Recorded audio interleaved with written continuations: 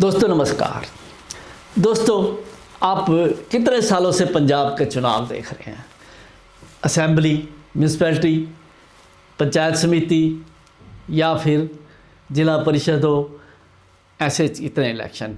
हर बार आप देखेंगे एक चीज़ आपको यूनिक मिलेगी कि बाकी मुद्दे कुछ होते हैं जिसके बेसिस पे जिसके ऊपर चुनाव लड़ा जाता है पार्टीज़ द्वारा, लेकिन भ्रष्टाचार का मुद्दा सबसे बड़ा होता है। पिछले 20 साल का भी देखें, अकाली दल भाजपा 10 साल, 5 साल कांग्रेस और 5 साल अब होने को है आम आदमी पार्टी। सब भ्रष्टाचार की बात करते, एक दूसरे पे आरोप लगाते हैं। अभी क्या चल रहा है पंजाब के अंदर? कुर्सी के लिए सब छीना झपटी में लगे हैं। पब्लिक के मुद्दे नहीं देख रहे, पब्लिक के मुद्दे नहीं डिस्कस हो रहे, डिबेट नहीं हो रही, कुछ नहीं हो रहा, लेकिन सब लगे हुए हैं। सब की सब पार्टीज़, चाहे वो भाजपा भी हो, अकाली दल हो, कांग्रेस हो, आम आदमी पार्टी हो, कि किसी तरीके से पंजाब की गद्दी हथियार है। और इस 20 सालों के अंदर मुद्दा बड़ा भ्रष्टाचार का, लेकिन क्या आप समझते हैं कि 20 साल के अंदर करप्शन यानी कि भ्रष्टाचार ख़त्म हो गया? आप भी सहमत होंगे इस बात से कि भ्रष्टाचार ख़त्म नहीं हुआ। हर एक पार्टी के आने के बाद वो बड़ा है। आज की तारीख में ये पोजीशन बद से बदतर हुई है।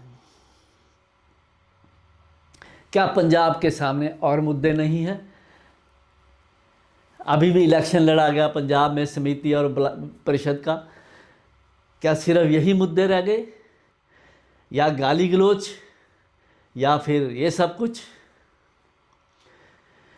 राजनीतिक मूल्यों का, वैल्यूज़ का, एथिक्स का, नैतिकता का इतनी गिरावट आई है कि आप रोज़ सुनते हैं, अंदाज़ा आप खुद ही लगा सकते हैं कि कितनी गिरावट आई है।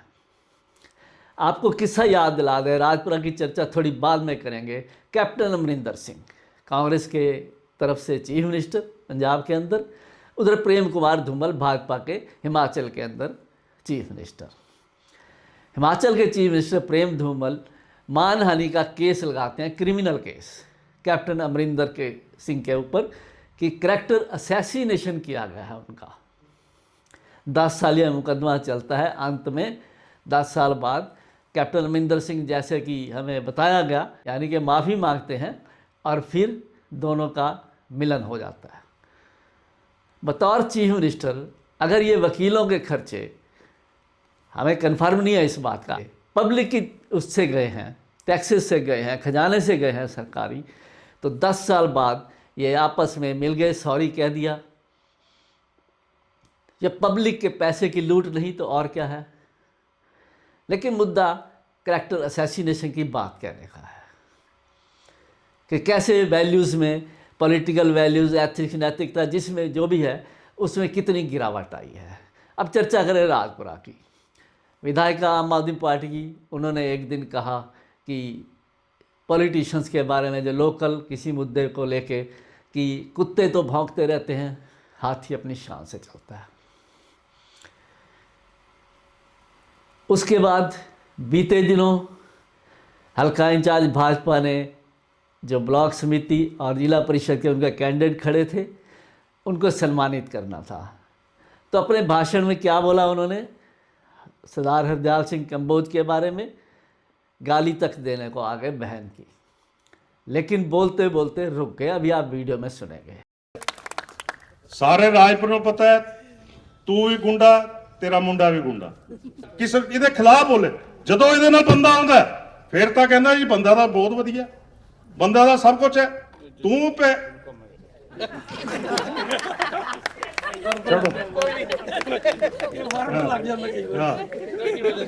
ਇਹ ਤਾਂ परमात्मा ਨੂੰ ਤੁਸੀਂ ਅਰਦਾਸ ਕਰੋ, ਆਪਣੇ ਕੋਲ ਪਾਵਰ ਆਵੇ ਤਾਂ ਇਹ ਰਾਜਪੁਰੇ ਵੀ ਵੜ ਗਿਆ, ਦਾੜੀ ਪਿਛਾਣ ਨੂੰ मनवा दूंगा। ਇਹ थोड़ा क्या आपने कभी सोचा कि हम इनको इसलिए चुनते हैं, इनको चुनते हैं कि ये हमारे मुद्दे सुलझाएंगे असेंबली में जाके? लेकिन इनके अपने ही मुद्दे हैं, इनके अपने ही एजेंडे हैं। सबसे शर्मनाक बात ये है कि जितने भी लोग बैठे थे वहाँ पे, सब की हंसी नहीं रुक रही थी। सब लोग हंस रहे थे। इससे ज़्यादा गिरावट क्या होगी? अब मुद्दा सिर्फ भ्रष्टाचार का है कि किसी के पास भी ऐसा डाटा है कि जिस लेवल तक एज और क्लास तक फ्री एंड कंपलसरी एजुकेशन है, कि कितने बच्चे राजपुरा के ऐसे हैं जिनके लिए कंपलसरी एजुकेशन है, फ्री एजुकेशन है, वो स्कूल नहीं जा पा रहे। ये नहीं चाहते पॉलिटिशियंस कि बच्चे ये किसी के भी हों, आपके हमारे किसी के भी हों, वो पढ़ें। जब एजुकेटेड हो जाएंगे तो वो सवाल पूछने लगेंगे, तो वो सवाल पूछेंगे, अपने हक की बात करेंगे। ये नहीं चाहते पॉलिटिशियन कि उनको रोज़गार मिले। राजपुरा में कितनी बेरोज़गारी है, राजपुरा के साथ लगते गांव में कितनी बेरोज़गारी है। क्या चर्चा का विषय बनेगा? कभी बना? नहीं बनेगा। क्यों ये उनके रोज़गार की बात करें? फिर इनकी रैलियों में कौन जाएगा? जो ये 500 दे के रैलीज में बुलाते हैं, अपनी पॉलिटिकल रैलीज चुनाव के दिनों में जो होती है, फिर वहाँ कौन जाएगा? दोस्तों, कभी पंजाब पर कैपिटल इनकम में नंबर 1 पे था, लेकिन 22-23 का अगर आप डाटा देखेंगे तो एक 18 ऊपर की स्टेट्स में आज 10वें पायदान पे खड़ा है। पंजाब के ऊपर कर्ज, जो लेटेस्ट डाटा हमारे नोटिस में आया है, 4 लाख करोड़ के करीब हो चुका है। और ये माना जा रहा है कि इस आम आदमी पार्टी सरकार की टर्म ख़त्म होते होते ये 5 लाख करोड़ को टच कर लेगा।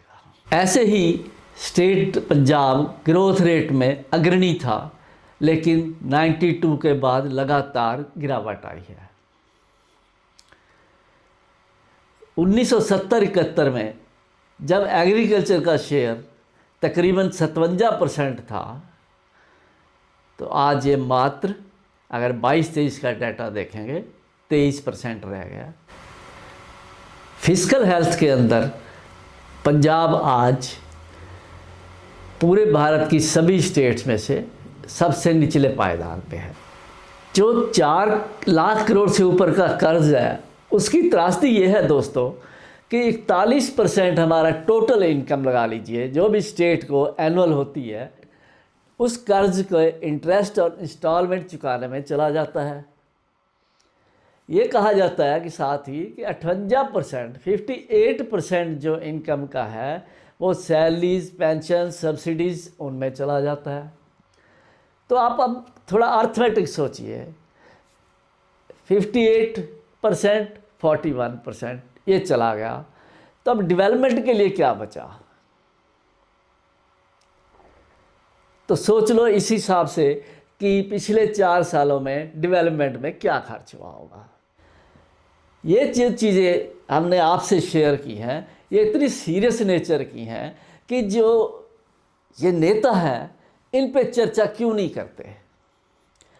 आपने कभी सुना किसी भी विधायक ने, मैं ये लाया, मैंने ये सड़कें बनवा दी, मैंने ये स्टेडियम बनवा दिए, मैंने पुल बनवा दिए, मैंने ओवरब्रिज बना दिए, अंडर ब्रिज बना दिए?